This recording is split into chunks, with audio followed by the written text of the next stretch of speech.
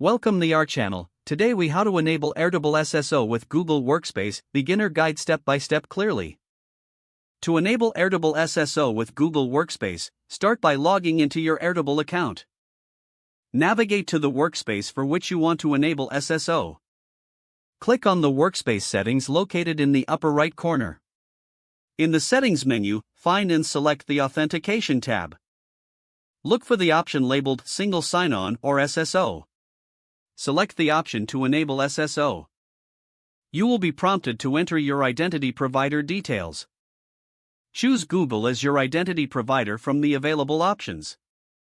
Next, you'll need to enter the client ID and client secret from your Google Workspace account. Open a new tab and log into your Google Admin Console. From the Admin Console dashboard, click on Security. Then, select Settings. Scroll down to Single Sign-On, SSO, Profile and click to edit.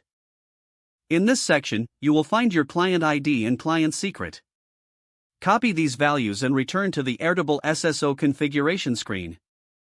Paste the client ID and client secret into the corresponding fields in Airtable. Review all entered details for accuracy. Once you've confirmed that the information is correct, save your changes. Now, return to the Google Admin Console to set up the SSO link appropriately. In the SSO profile settings, you will need to enter the sign-in page URL and sign-out page URL. For Airtable, the sign-in page URL is typically formatted as The sign-out page URL should be https://airtable.com/auth/signout. Once both URLs are entered, save these settings in the Google Admin Console.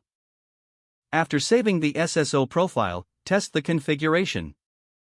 Open a new browser window and go to your Airtable login page.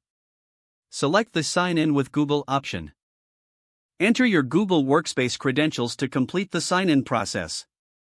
If successful, you have now enabled SSO for Airtable with Google Workspace.